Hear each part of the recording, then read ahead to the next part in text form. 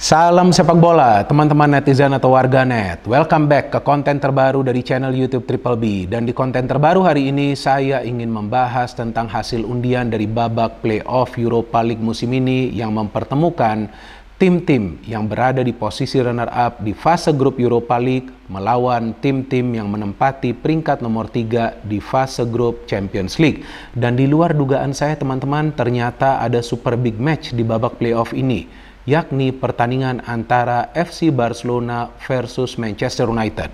Yang kita tahu bahwa sebetulnya dua tim besar ini adalah langganan Liga Champions.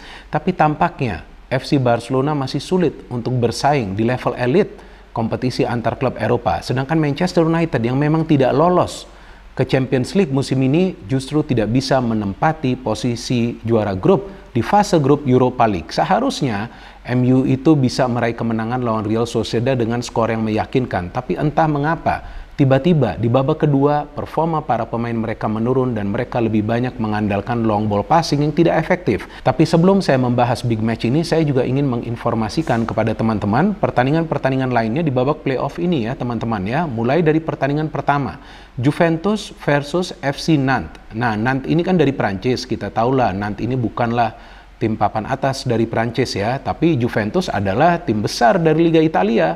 Saya masih ingat tuh, di era tahun 90-an dan juga tahun 2000-an, Juventus adalah tim yang biasa lolos dari fase grup Liga Champions. Bahkan pada tahun 96 ya, mereka menjadi juara kan dari Liga Champions tuh, ketika mereka bisa mengalahkan Ajax Amsterdam di pertandingan final. Tapi ternyata musim ini teman-teman, mereka tidak bisa lolos dari fase grup. Mereka kalah bersaing dengan Benfica dan juga Paris Saint-Germain, sehingga mereka harus lawan salah satu wakil dari Prancis. Tentu tidak akan mudah bagi Juventus jika mereka tidak full tim teman-teman. Sebetulnya materi pemain dari Juventus ini bagus, pelatihnya juga bagus ya, artinya pelatih yang cerdas, Allegri yang sebelumnya pernah berhasil membawa Juve ke final Liga Champions 2 kali pula, walaupun 2 kali itu kalah lawan Barcelona dan juga lawan Real Madrid. Tapi ternyata tim ini turun kasta musim ini. Tapi saya pikir mereka juga tidak berkecil hati dan mereka tentu akan fight untuk bisa lolos ke babak knockout dari Europa League musim ini, dan saya harapkan pemain-pemain mereka akan pulih dari cedera seperti Chiesa, Di Maria, dan juga Pogba untuk bisa turun di laga playoff ini teman-teman. Kemudian pertandingan kedua adalah antara Sporting Lisbon versus Midtjylland ya. Memang kita tahu Midtjylland bukanlah tim yang kuat, asal Denmark, tapi memang mereka biasa lolos ke Liga Champions tapi tidak bisa lolos dari fase grup. Sedangkan Sporting Lisbon ini juga adalah salah satu tim yang secara historis biasa bermain di Liga Champions, biasa juga lolos dari fase grup. Tapi tampaknya musim ini mereka gagal bersaing teman-teman, sehingga mereka harus turun kasta juga sama seperti Juventus. Namun saya melihat bahwa tim ini punya peluang besar untuk lolos ke fase selanjutnya, apalagi mereka tidak ketemu lawan yang kuat. Dan kita tahu bahwa Sporting Lisbon ini juga mengandalkan banyak pemain lokal mereka ya.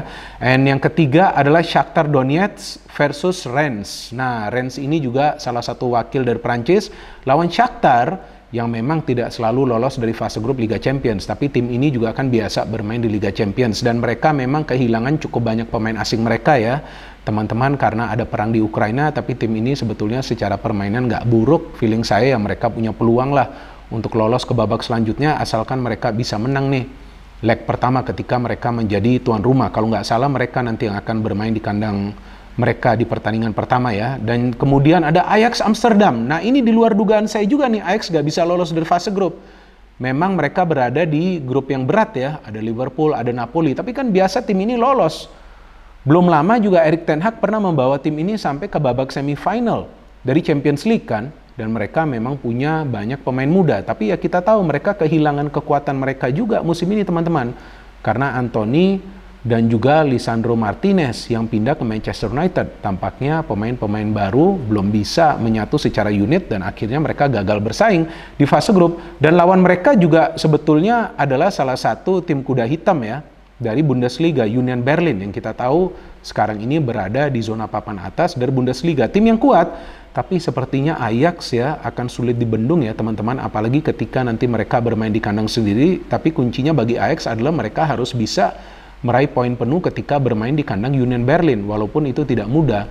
dan mereka harus bisa memaksimalkan pemain-pemain muda mereka. Memang Ajax ini punya tim yang muda, teman-teman. Kemudian Bayer Leverkusen versus Monaco. Nah, ini juga dua tim yang sebetulnya punya sejarah yang bagus di Liga Champions, walaupun mereka tidak selalu menjadi juara. Contohnya Bayer Leverkusen pada awal tahun 2000-an ini tim yang memang tampil impresif.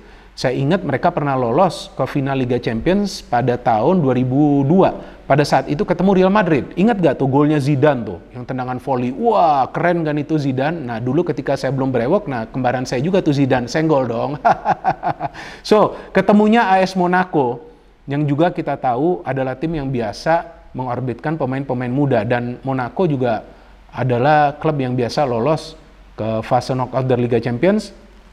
Tapi kita tahu bahwa kali ini memang mereka bermain di Europa League dan mereka akan berhadapan dengan Leverkusen, di mana AS Monaco ini kita tahu sebelumnya pernah masuk juga ke final Liga Champions kan pada tahun 2004 tuh, pada saat mereka dikalahkan oleh timnya Mourinho FC Porto kan, pada saat itu kalau nggak salah 3-0 tuh skornya. Jadi Monaco ini saya pikir akan berat juga ya lawan Leverkusen, ini 50-50 lah ini chance-nya. Kemudian the other match, Sevilla versus PSV Eindhoven. Nah, ini juga Sevilla kita tahu ya, belum lama menjadi juara dari Europa League. Dan memang tim ini sebenarnya tim yang bagus, tapi sepertinya DNA mereka memang untuk Europa League, teman-teman. Mereka sulit banget bersaing di Liga Champions. Akhirnya mereka akan lawan PSV Eindhoven yang memang gagal bersaing dengan Arsenal, salah satu tim yang saya support kan, selain Real Madrid. Dan mereka sebetulnya bisa menang sih ya lawan Arsenal di kandang sendiri, tapi di kandang Arsenal kalah. Kemudian final match karena Arsenal menang ya akhirnya mereka menjadi runner up. Nah, saya pikir ini adalah momen ya bagi Ruud van Nistelrooy, pelatih dari PSV, untuk bisa memainkan taktiknya yang high defensive line, kemudian juga main all out attack. Cuman sayangnya PSV ini kadang-kadang di tengah ini kurang kreatif, jadi sulit bagi mereka untuk menciptakan banyak peluang dalam sebuah pertandingan, apalagi ketika mereka bermain away. So this is also 50-50. And another playoff yang menarik juga bagi saya adalah AS Roma versus Salzburg. Salzburg kita tahu adalah tim kuda hitam asal Austria yang juga tidak bisa bersaing di fase grup, kalah bersaing dengan AC Milan dan juga Chelsea. Akhirnya mereka ketemu AS Roma. Nah, AS Roma juga kan nih dulu adalah langganan Liga Champions kan. Mereka bahkan pernah mengalahkan Barcelona tuh kalau nggak salah, setelah mereka kalah di Barca. Kemudian pada saat bermain di rumah mereka bisa menghancurkan Barca. Tapi kali ini Roma yang dilatih oleh Jose Mourinho yang musim lalu menjadi juara dari UEFA Conference League akan berhadapan dengan Salzburg. Ya, di atas kertas seharusnya Roma bisa meraih kemenangan, apalagi materi pemain mereka bagus. Tapi kadang-kadang nih timnya Mourinho nih aneh nih.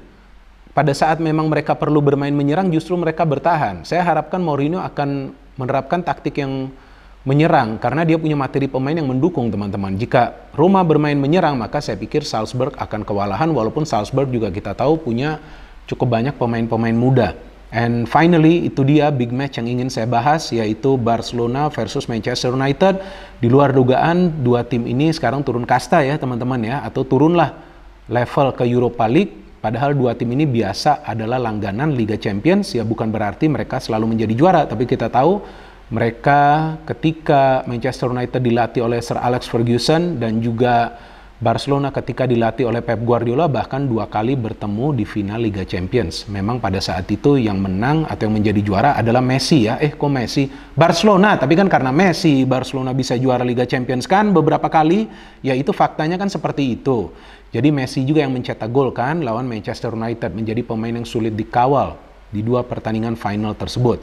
And now kita lihat dua tim ini ternyata sulit bersaing dengan tim-tim lain di Liga Champions. Bahkan Manchester United gak lolos ke Liga Champions musim ini dan sudah lama tidak masuk ke final lagi, teman-teman.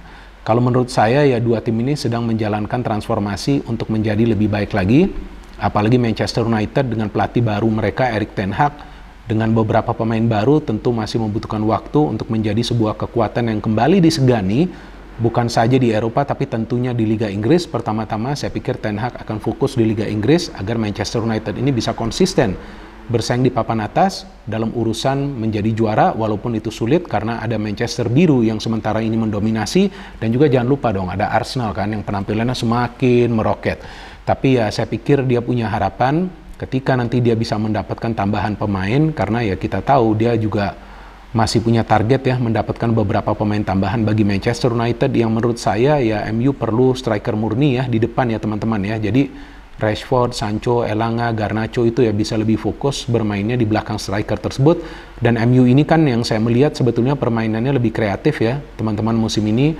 Jadi mereka tidak selalu menyerang dari dua sektor sayap, tapi juga aliran bola dari tengah ini cukup lancar karena ada Eriksen, kemudian ada Bruno dengan pergerakan yang mobile, aktif banget Bruno ini.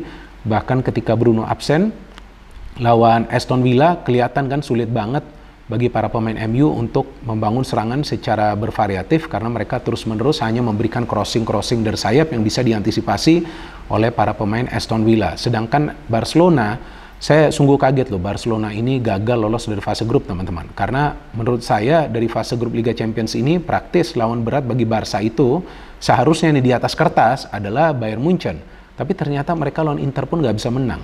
Padahal mereka sudah punya mesin gol Lewandowski, tapi ternyata Lewandowski juga gak selalu mencetak gol di Liga Champions.